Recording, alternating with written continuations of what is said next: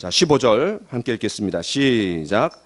내가 너로 여자와 원수가 되게 하고 내 후손도 여자의 후손과 원수가 되게 하리니 여자의 후손은 내 머리를 상하게 할 것이요 너는 그의 발꿈치를 상하게 할 것이니라 하시고 21절입니다. 여호와 하나님이 아담과 그의 아내를 위하여 가죽 옷을 지어 입히시니라. 아멘. 오늘 말씀의 제목은 최초의 십자가입니다.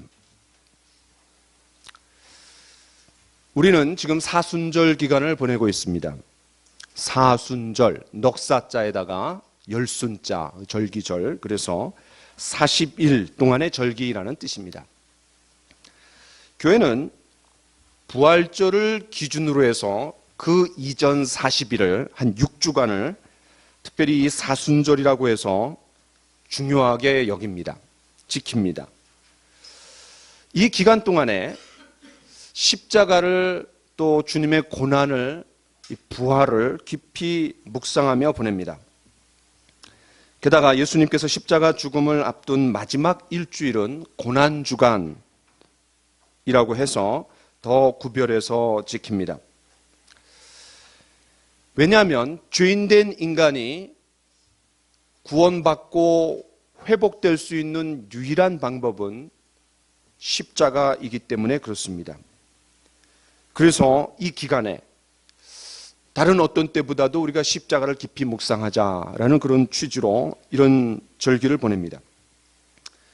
그런 의미에서 오늘 다시금 잊혀졌던 주제 십자가를 꺼내서 제가 말씀을 좀 나누려고 합니다. 우리 이제 지난번까지는 15번에 걸쳐 갖고 제가 이제 성령에 대해서 말씀을 나눴는데 이번 주랑 다음 주에 걸쳐서 십자가를 좀 나누려고 합니다. 성경에는 아주 여러 곳에서 이 십자가를 부각시키고 있습니다. 드러냅니다. 그 중에서 십자가를 가장 먼저 이야기하고 있는 곳이 바로 오늘 우리가 읽은 본문입니다. 이 본문에 십자가라는 단어는 나오지 않습니다. 그러나 그 의미는 굉장히 깊습니다.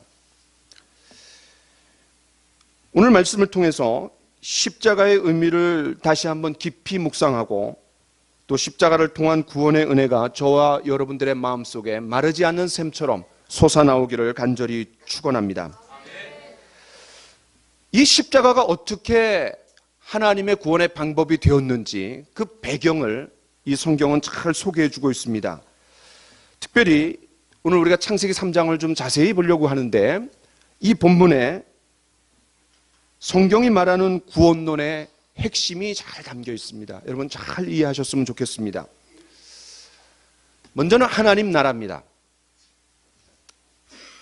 완전하신 하나님께서 인간을 죄 없는 완전한 상태에서 또 완전한 곳인 이 에덴 동산을 만드셔서 그곳에서 행복하게 살도록 하셨습니다. 하나님의 꿈은 이런 인간들이 하나님의 형상과 모양을 닮은 이런 인간들이 생육하고 번성해서 온 땅에 충만해져서 하나님의 다스림과 통치를 받으며 그분의 공의와 사랑 가운데 살기를 원하셨습니다. 우리 창세기 1장 28절을 같이 한번 읽어봅시다. 우리 성경을 창세기 펴놓고 오늘 여러 곳을 좀 같이 읽을 텐데 같이 여러분 따라 주셨으면 좋겠습니다. 28절 1장 시작. 하나님이 그들에게 복을 주시며 하나님이 그들에게 이르시되 생육하고 번성하여 땅에 충만하라. 땅을 정복하라. 바다의 물고기와 하늘의 새와 땅에 움직이는 모든 생물을 다스리라 하시니라. 이 말씀 안에 하나님의 꿈과 비전이 얼마나 듬뿍 담겨 있습니까? 당신의 형상과 모양대로 지은 모든 사람들이 생육하고 번성함으로 말미암아 이 세상에 가득 차기를 원하셨습니다. 그분의 통치와 그분의 사랑과 그분의 능력 안에서 그분의 돌보심 가운데 인간들이 있기를 원하신 거예요. 이것이 바로 하나님의 꿈꾸시던 나라였습니다. 그런데 일반적으로 나라가 형성이 되려면 반드시 세 가지가 있어야 됩니다. 뭐죠? 국가의 3요소라고 하죠. 예, 국민, 또 국토, 또 국권입니다. 그렇죠? 국민, 국토, 국권. 이 세 가지를 우리가 창세기 1장과 2장에 한번 대입해 봅시다. 자, 그러면 제가 질문해 보겠습니다. 하나님 나라의 국민은 누구입니까? 예, 첫인간 아담과 하와를 위시로 해서 생육하고 번성해서 퍼져나갈 인간들입니다. 지금 당장은 아담과 하와입니다. 그럼 하나님 나라의 국토는 어디입니까? 예, 이 지구상이지만 특별히 하나님께서 그 두 사람이 잘 거할 수 있는 곳을 허락해 주셨는데 에덴 동산입니다. 마지막으로 하나님 나라의 국권은 뭡니까? 이 국권은 헌법으로 표시됩니다. 자, 여러분 창세기 2장 16, 17절을 같이 한번 읽어봅시다. 시작. 여호와 하나님이 그 사람에게 명하여 이르시되 동산 각종 나라의 열매는 내가 임의로 먹되 선악을 알게 하는 나무의 열매는 먹지 말라. 내가 먹는 날에는 반드시 죽으리라. 네, 오타가 좀 있대요. 나라가 아니라 나무죠, 그죠? 각종 나무의 열매는 내가 임의로 먹되. 자, 여러분 이 말씀을 잘 이해해야 됩니다. 이 말씀 상당히 오해하는 분들이 많은데 한번 귀를 쫑긋하고 잘 한번 들어보십시오. 자, 이 말씀에 의하면 제가 16절부터 읽었어요. 하나님께서는 땅에서 나는 모든 과실들을 어떻게 먹으라 그랬어요? 예, 임의로. 임의로라는 말이 무슨 말입니까? 마음껏 자유롭게 하고 싶은 대로 마음껏 먹으라는 거예요. 그런데 거기는 하나의 나무만 있는 게 아니라 각종 실과가 있는 거예요. 사과나무도 있고 배나무도 있고 또 망고도 있고 파인애플도 있고 하여튼 벌써 그냥 웃음기 배고프세요? 아주 그냥 다양한 과일이 있습니다. 야, 얼마나 좋겠어요. 그 마음대로 먹으라는 거예요. 여러분 은혜입니까? 은혜가 아닙니까? 굉장한 은혜입니다. 하나님은 절대로 구두쇠같이 옹졸한 분이 아닙니다. 이 말씀에 의하면 그분은 은혜로우시고 상당히 관대하신 분이라는 걸 알 수 있습니다. 인간으로 하여금 자유를 만끽하도록 해주셨어요. 자, 그 다음으로 이 말씀에서 알 수 있는 것은 아까 말했던 국민과 국토가 주어졌는데 국가가 이루어질 수 있는 그런 골격과 형식은 갖추어졌다 할지라도 뭐가 필요해요? 질서가 필요한 거예요. 질서.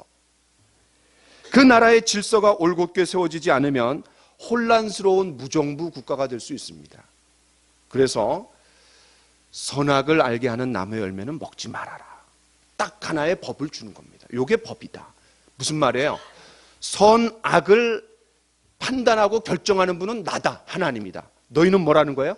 너희는 그것을 따라 지키는 피조물이다. 라는 걸 알려주는 거예요. 하나님은 이 선악과 금령을 통해서 다른 모든 것들은 허용했지만 딱 하나를 금지했습니다.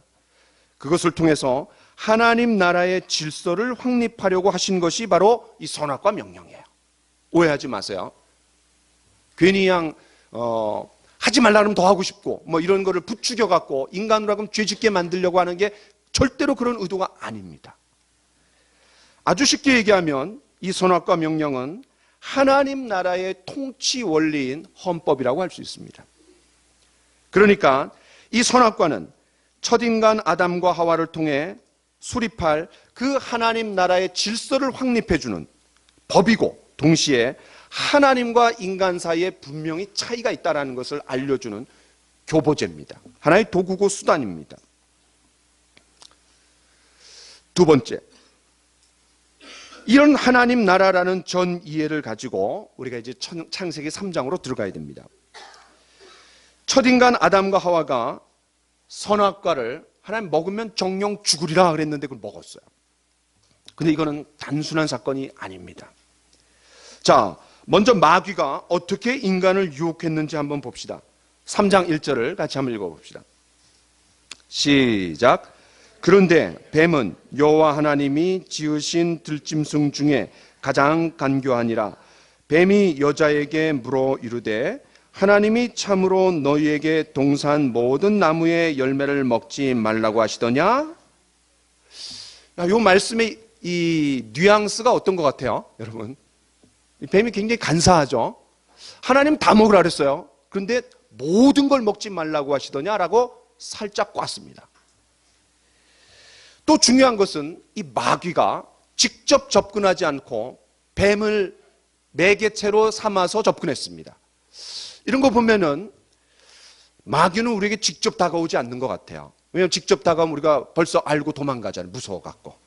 그러니까 때로는 책을 통해서, 때로는 영화를 통해서, 때로는 교묘한 사상을 통해서, 욥기 같은 경우에는 아내를 통해서, 그렇죠? 야, 그러니까 마귀짓 할 수가 있어요, 우리가. 예. 그러니까 매개체가 있어요, 매개체. 굉장히 교묘합니다. 자, 한 말씀을 보면 좀 더 도움이 될 것 같아요. 같이 읽어봅시다. 시작. 큰 용이 내쫓기니 옛 뱀, 곧 마귀라고도 하고 사탄이라고도 하며 온 천하를 꿰는 자라. 여기에 옛뱀이 나옵니다. 근데 그 옛뱀이 마귀고 그 옛뱀이 사탄이래요. 다 똑같은 말이에요. 그런데 이 옛뱀, 왜 옛이라는 말을 썼을까요? 이 창세기 3장 때문에 그렇습니다. 그 뱀을 옛뱀이라고 얘기하는 거예요. 그 뱀을. 그 뱀이 어떻게 유혹합니까? 하나님은 모든 나무의 열매를 먹으라고 했습니다. 그런데 약간 그를 꼬아갖고 하나님을 향해 인간으로 하여금 부정적인 마음을 갖게 만듭니다. 자, 이렇게 이제 부정적으로 접근하니까 하와가 어떻게 반응하는지 한번 봅시다. 자, 우리 2절을 같이 한번 읽어봅시다. 시작.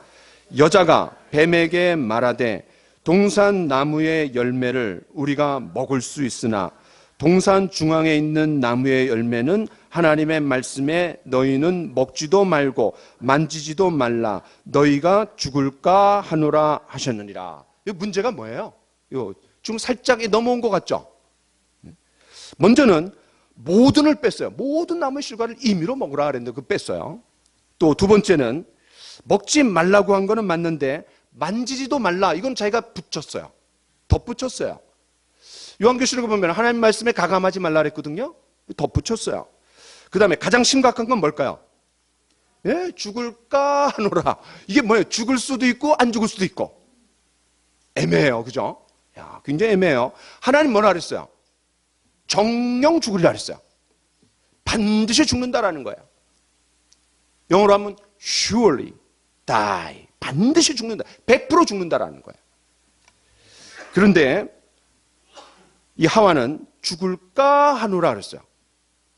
죽을 수도 있고 안 죽을 수도 있고. 야, 이게 아주 아리까리해요 지금. 그러니까 그냥 하와가 마귀의 유혹에 반쯤 넘어간 것 같아요. 맞죠? 야, 그러니까 이 마귀가 가만히 있겠어요? 한번 잽을 탁 날렸는데 휘청거리는 거야. 그러니까 한번 스트레이트를 팍 날리는 겁니다. 자, 이제 그게 뭐냐면, 자, 우리 4절을 같이 한번 읽어봅시다. 시작. 뱀이 여자에게 이르되 너희가 결코 죽지 아니하리라. 야, 뱀이 굉장히 세게 나왔어요. 결코 죽지 아니하리라. 여러분 이 흐름을 잘 이해해야 돼요. 하나님 반드시 죽는다 그랬어요. 반드시. 그런데 이 뱀이 얼마나 교묘하냐면 뱀도 부사를 써서 강조해요. 결코 죽지 아니하리라. 하나님 반드시라는 말을 썼기 때문에 얘도 결코라는 말을 쓰는 거예요. 완전히 성경을 뒤집었어요. 거짓말이에요. 거짓말.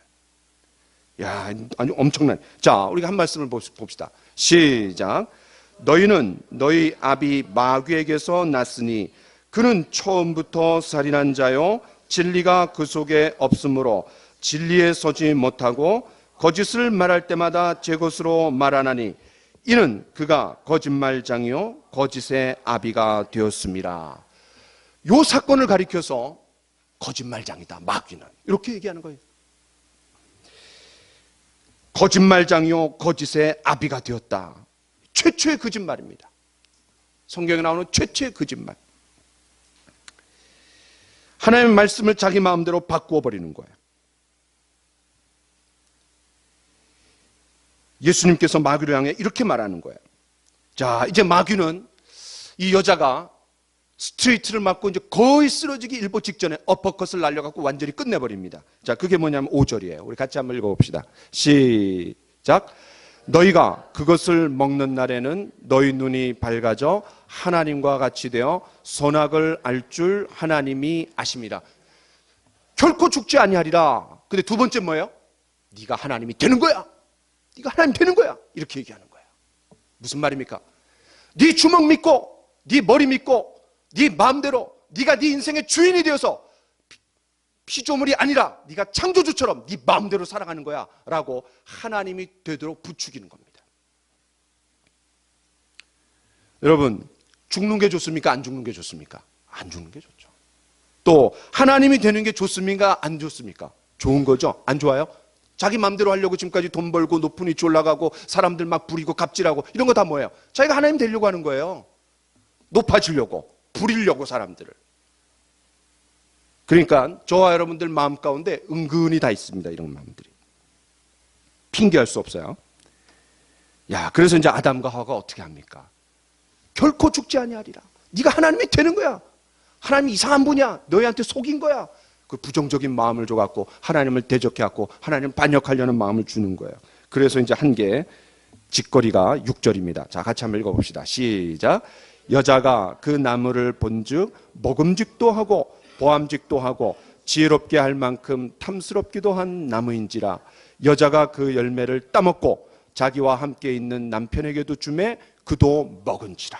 야, 이게 이제 심각한 사건이 되는 거예요. 그 전까지는 유혹이에요. 근데 그 유혹에 넘어갔어요. 자, 질문을 해보겠습니다. 이 유혹에 누가 먼저 넘어갔습니까? 여자분들 답변을 안 하시네요. 여자가 따먹었고 그랬어요. 따먹었고. 누가 나쁜 사람입니까? 남자와 여자 중에. 먹은 건 여자입니다. 그러나 저는 해석을 이렇게 합니다.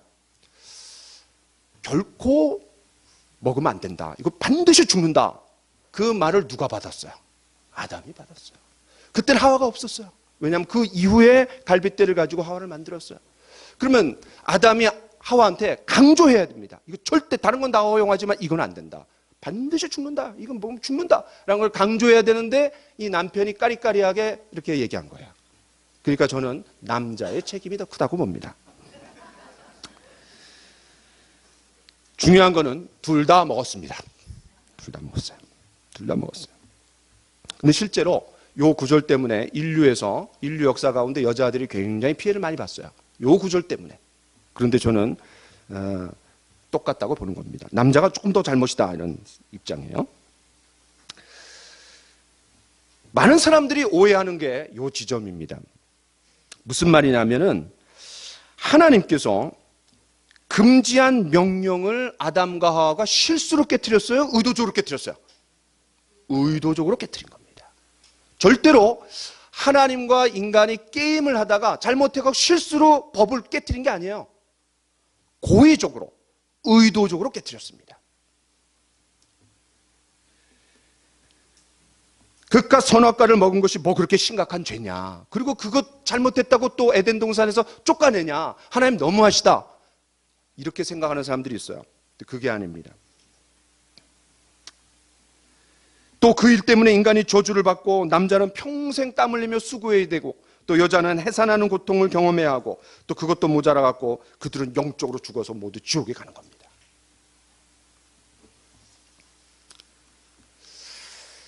야, 이제 그런 모습을 이제 그려주고 있는 거예요. 유명한 그림이에요. 네. 아담과 하와가 금령을 어기고 선악과를 따먹었다라는 것은 굉장히 심각한 죄입니다. 여러분, 아까 제가 제일 먼저 얘기했던 하나님 나라라는 차원에서 생각해 보세요. 국민, 국토, 국권이 있습니다. 그런데 이 아담과 하와가 어긴 거는 단순한 잘못된 실수가 아니라 국권을 어긴 거예요. 국권. 그리고 더 나아가 그 법을 만드신 하나님의 권위에 대한 반역입니다. 선악을 알게 하는 나무의 열매를 먹지 말아라. 근데 그거 먹었다. 그건 뭐야? 내가 선악의 판단자와 결정자가 되겠다라는 거예요. 다시 말해서 내가 하나님이 되겠다라는 거예요. 제가 이렇게 설명하면 좀 더 잘 이해가 될 것 같습니다. 어떤 왕국에 황제가 있다고 한번 해봅시다. 그 나라에 살고 있는 백성들이 그 지을 수 있는 최고의 악한 법이 뭘까요? 사기치는 걸까요? 살인하는 걸까요? 황제의 왕권에 도전하는 반역죄입니다. 국가를 뒤집으려고 하는. 그래서 예부터 이 반역죄는 굉장히 엄하게 다스렸습니다. 3대를 그냥 멸하는 거예요. 그런 관점에서 본다라면 아담과 하와가 선악과를 먹은 것이 단순히 그냥 실수하는 정도가 아닙니다. 하나님 나라를 전복하는 거예요. 이 아담과 하와는 하나님 나라의 백성으로서 에덴 동산에서 살고 있었습니다. 때문에 자신들이 하나님이 되고자 하는 그 욕구 그 자체가 하나님께 대한 반역입니다. 결국은 그 반역의 마음 때문에 그들이 선악과를 먹은 거예요.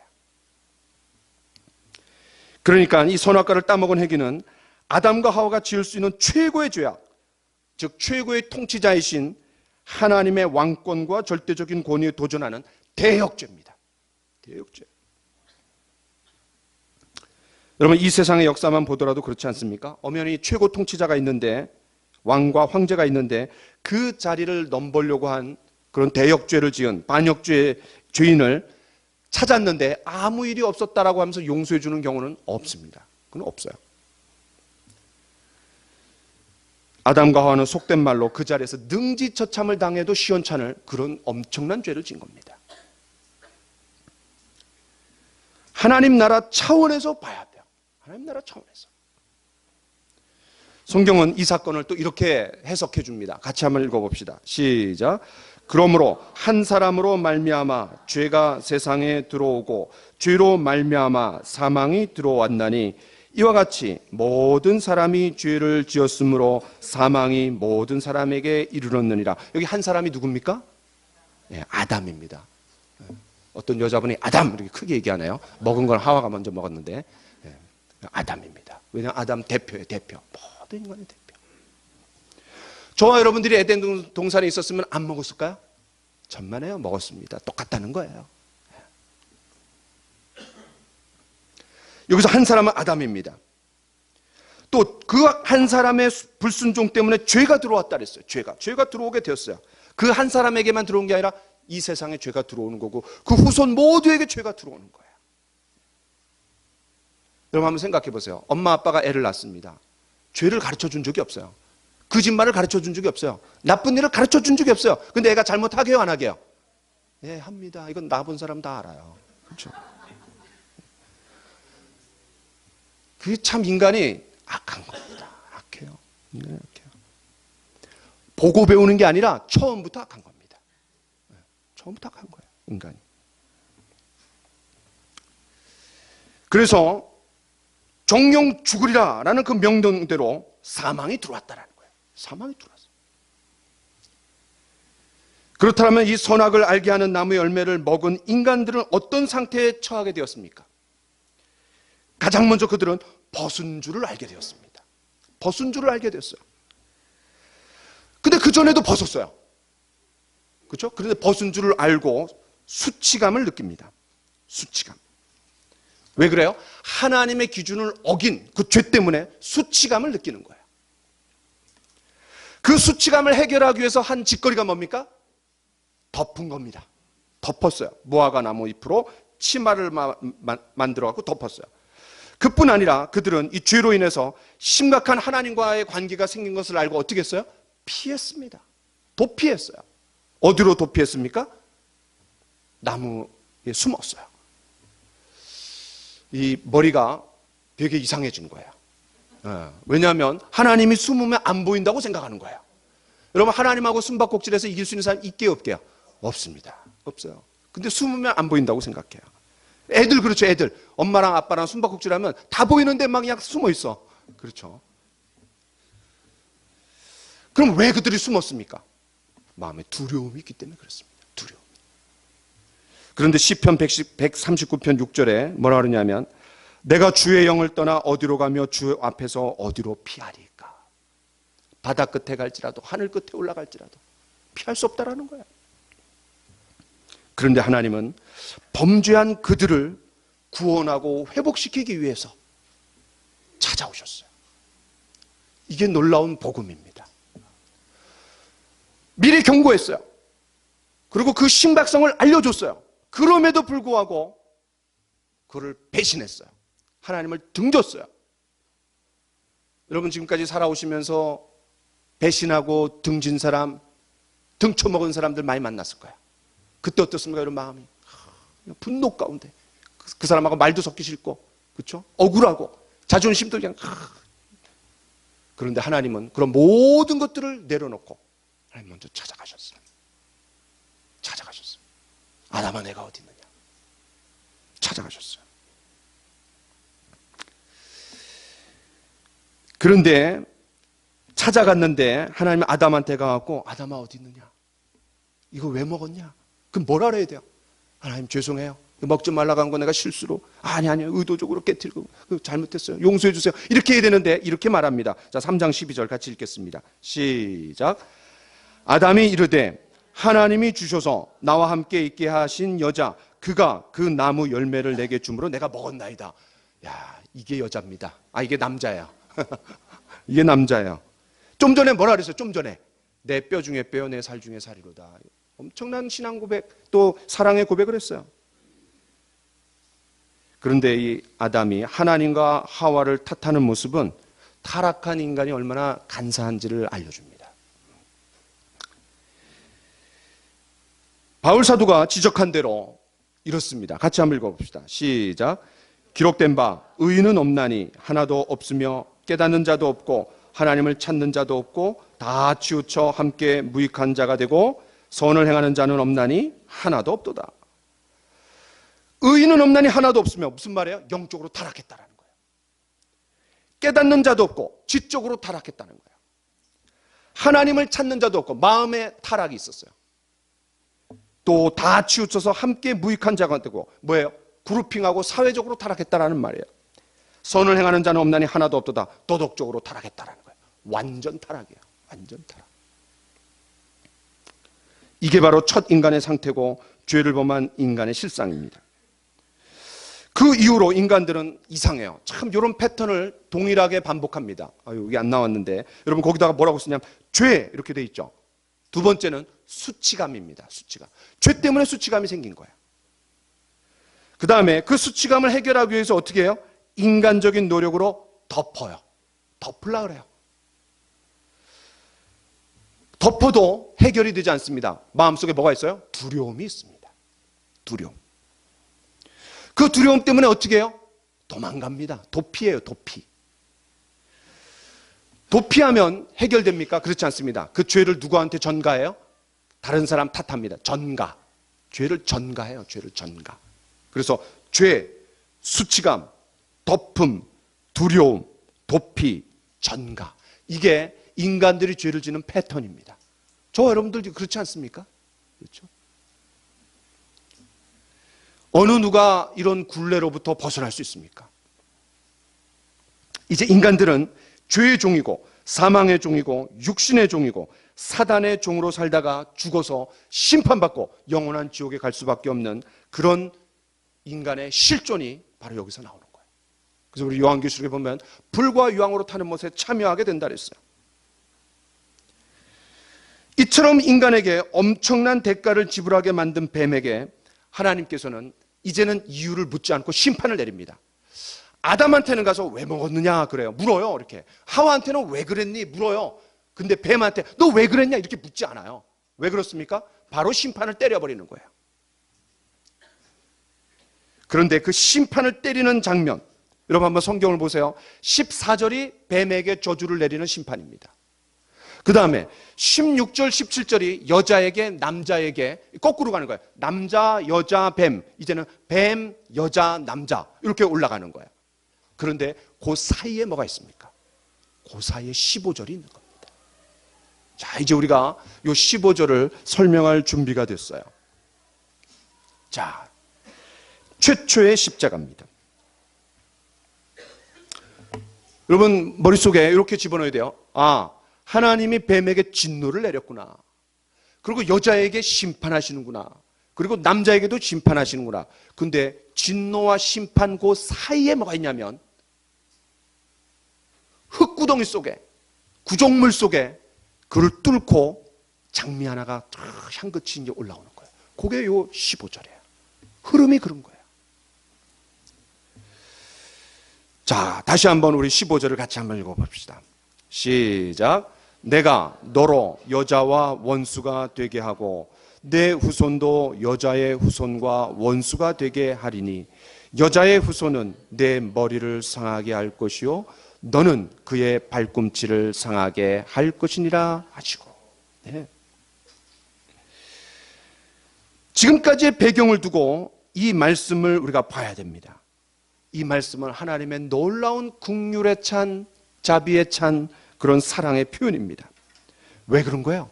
하나님이 결단코 세상을 포기하시지 않았다라는 거예요. 그 인간들을 구원하고 회복하시겠다라는 거예요. 그 방법이 뭡니까? 바로 예수 그리스도의 십자가 죽음과 부활, 곧 복음입니다.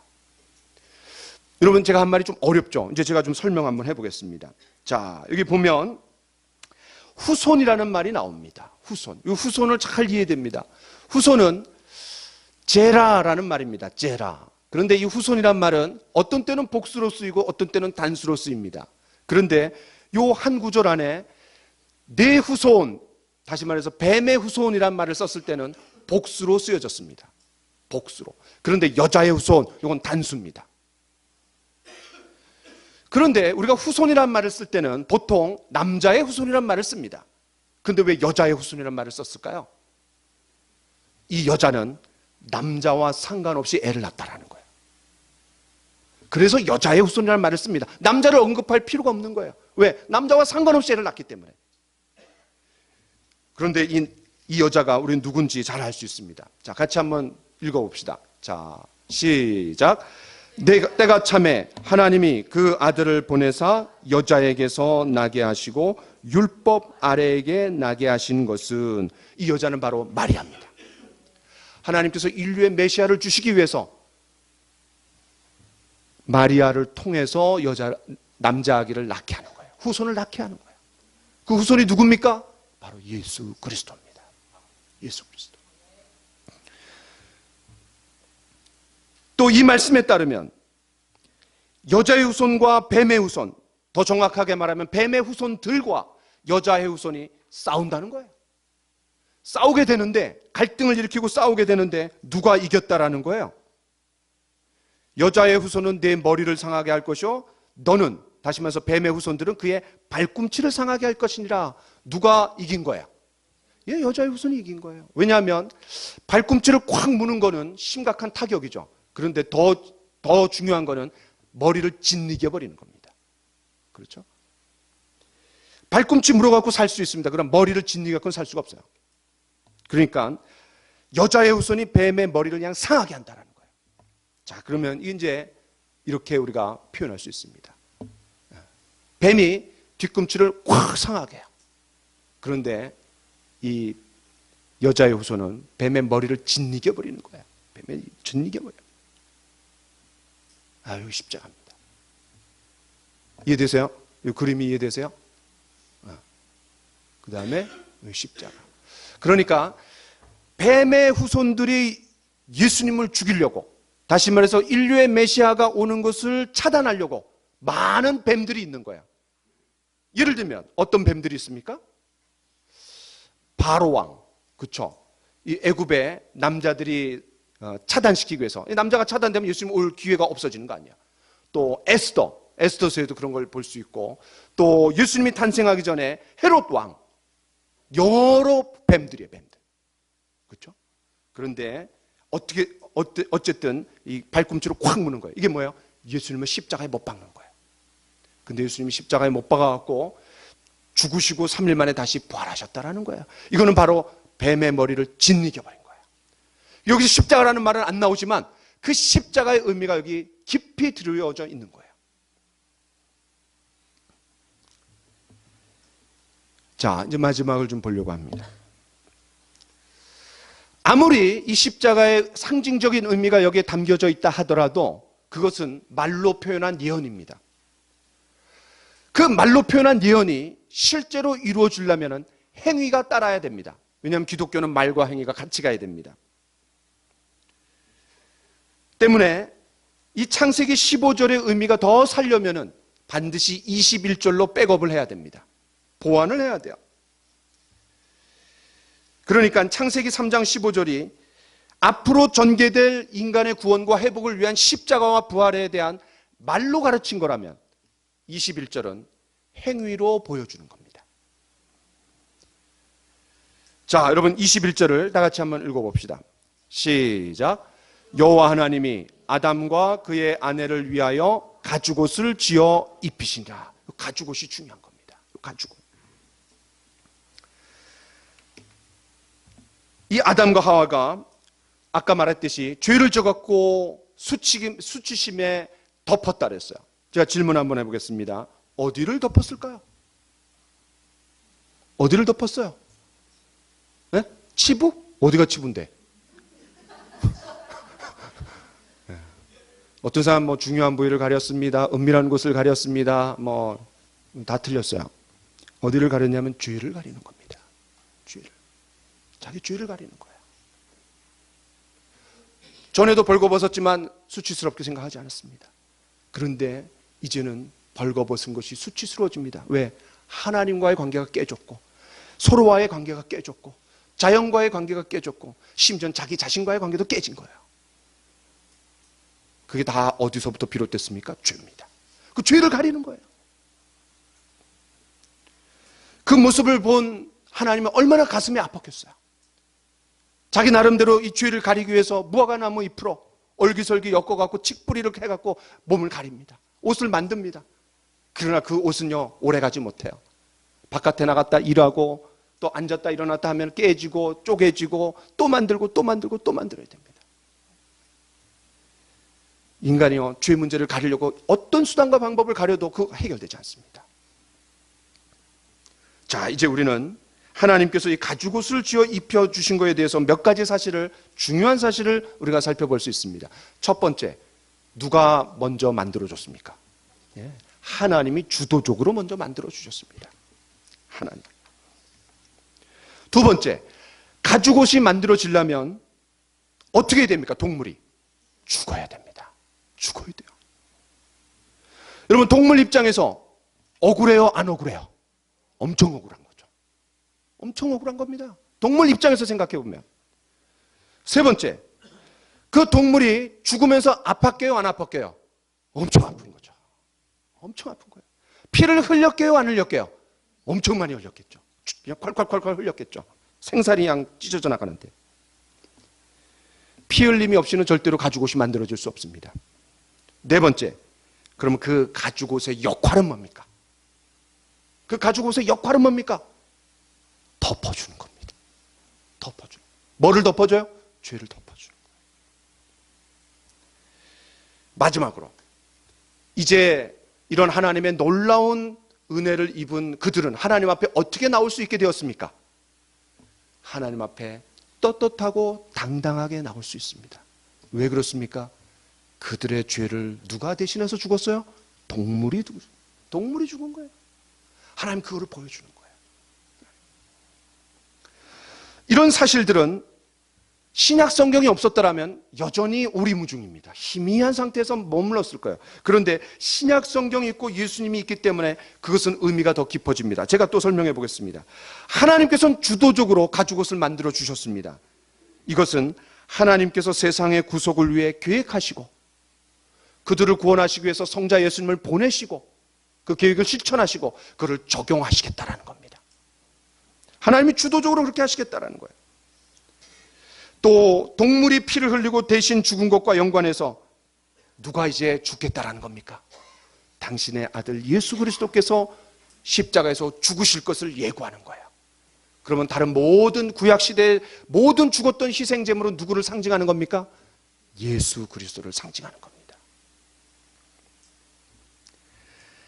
그 가죽옷은 아담과 하와의 수치스러운 죄를 덮어줬다고 했습니다. 그렇다면 신약시대에 와서 예수님의 보배로운 피는 그들을 어떻게 줬습니까? 씻어주는 겁니다. 덮어주는 정도가 아니라 씻어주는 거예요. 여러분, 덮어주는 거는 들춰보면 있는 겁니다. 그러나 씻어주면 깨끗해지는 겁니다. 이게 신약의 놀라운 비밀입니다. 구약 성경은 구원론의 핵심이 뭐냐면 덮어주는 겁니다. 피를 뿌려서 덮어줘요. 동물을 죽여서 대신 덮어요. 그러니까는 매번 희생제물을 드려야 되고 1년에 한 번씩 대속죄일 때 죄를 용서받지만 또 드려야 되고 또 드려야 되고 또 드려야 되고 또 죽어야 됩니다. 그러나 예수님은 씻어주는 겁니다. 여러분, 이런 찬양이 생각나지 않습니까? 나의 죄를 씻기는 예수의 피밖에 없네. 낫이 정케하기도 예수의 피밖에 없네. 놀라운 비밀이에요. 예수님의 피로 내 죄가 씻겨졌을 때 하나님께서는 우리의 죄를 기억지도 않겠다고 말씀하셨어요. 그리고 그 사건 때문에 영원한 속죄가 이루어졌다라고 성경은 말합니다. 나의 과거의 죄, 현재의 죄, 미래의 죄까지도 다 용서받는 거예요. 아담과 하와는 이전처럼 하나님 앞에 나올 수 있게 되었습니다. 히브리서 9장 22절에 이런 말씀이 있습니다. 자, 우리 같이 한번 읽어봅시다. 시작. 피 흘림이 없은즉 사함이 없느니라. 그렇습니다. 요 창세기 3장 15절과 21절만을 가지고는 해석할 수가 없어요. 그래서 신약 성경이 필요하고 히브리서 9장 22절에 의해서 역으로 추적하면 이 사건이 이게 아담과 하와의 죄를 용서해 주시는, 덮어 주시는, 그들을 하나님과 관계를 회복시켜 주시는 놀라운 사건이구나라는 것을 알 수 있습니다. 하나님께서 아담과 하와에게 가죽옷을 지어 입히셨을 때 이 아담과 하와는 하나님 앞에 이렇게 말합니다. 하나님, 고마워요. 관계를 회복시켜 주셔서 너무나 고마워요. 하나님 사랑해요. 그럼 하나님 뭐라 그래요? 괜찮아. 내가 너희를 사랑해. 그 의미가 여기 담겨 있는 거예요. 가죽옷을. 말씀을 마무리합니다. 타락한 인간이, 죄를 범한 인간이 하나님과의 관계가 깨어지고 인간들과의 관계가 깨어지고 자연과의 관계가 깨어지고 나 자신과의 관계가 깨어진 그 인간을 구원하고 회복시킬 수 있는 유일한 방법은 십자가와 부활입니다. 이 4월 셋째 주에 우리가 부활절이 있는데 이 기간 동안에 십자가 이거를 깊이 묵상하면서 저와 여러분들이 더 주님 앞에 깊이 나아가는 우리 모두가 되기를 간절히 축원합니다.